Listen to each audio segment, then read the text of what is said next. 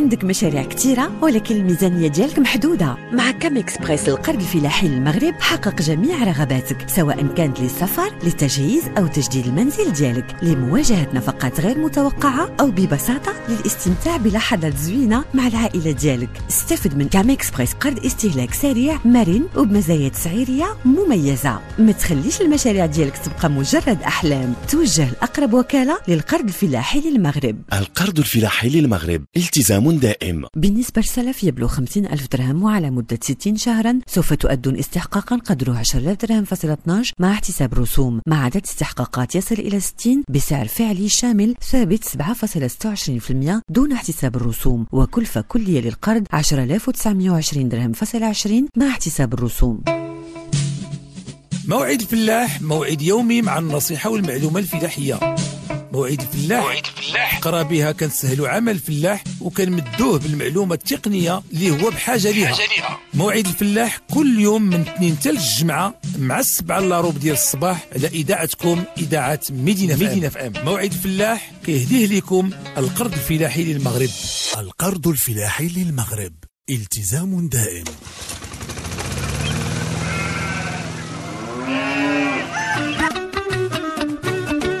ودابا مع خوتنا الفلاحة نقدموا لكم موعد الفلاح. موعد الفلاح كيهديه لكم القرض الفلاحي للمغرب. القرض الفلاحي للمغرب التزام دائم.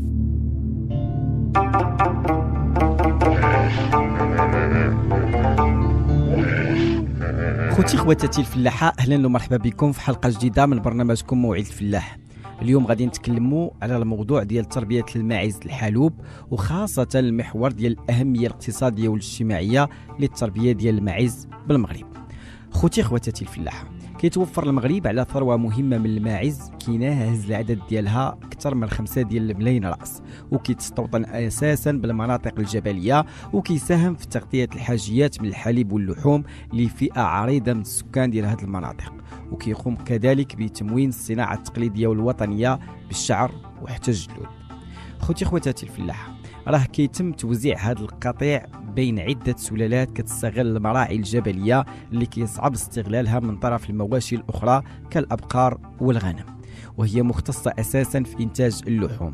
بالإضافة إلى ذلك كيتوفر المغرب على سلالتين يتم تربيتهم من أجل إنتاج الحليب، هي سلالة ماعز درعا واللي كتعيش بالواحات، وسلالة ماعز بني عروس اللي كتعيش بالأساس بالمراعي الغابوية بشمال المغرب.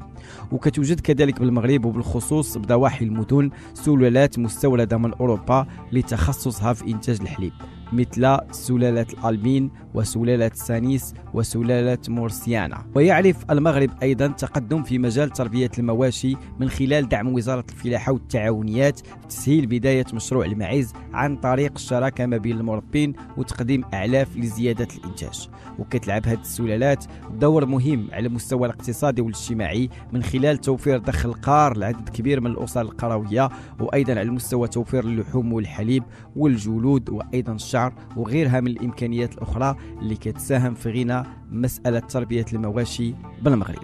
خوتي خواتاتي الفلاحة، حلقتنا اليوم من برنامج موعد الفلاح سالات، خليتكم على خير.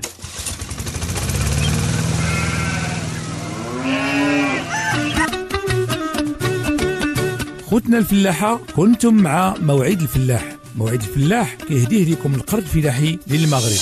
القرض الفلاحي للمغرب التزام دائم. القرض الفلاحي للمغرب كيسهلها عليكم. عندك مشاريع كثيرة ولكن الميزانية ديالك محدودة. مع كام إكسبريس القرض الفلاحي للمغرب حقق جميع رغباتك، سواء كانت للسفر، للتجهيز أو تجديد المنزل ديالك، لمواجهة نفقات غير متوقعة أو ببساطة للاستمتاع بلحظات زوينة مع العائلة ديالك. استفد من كام إكسبريس قرض استهلاك سريع مرن وبمزايا تسعيرية مميزة. ما تخليش المشاريع ديالك تبقى مجرد أحلام، توجه لأقرب وكالة للقرض الفلاحي للمغرب. القرض الفلاحي للمغرب التزام دائم. بالنسبة للسلف يبلغ 50,000 درهم وعلى مدة 60 شهرا، سوف تؤدون استحقاقا قدره 10,000 درهم فاصلة 12 مع احتساب رسوم، مع عدد استحقاقات يصل إلى 60 بسعر فعلي شامل ثابت 7.26% دون احتساب الرسوم، وكلفة كلية للقرض 10,920 درهم فاصلة 20 مع احتساب الرسوم.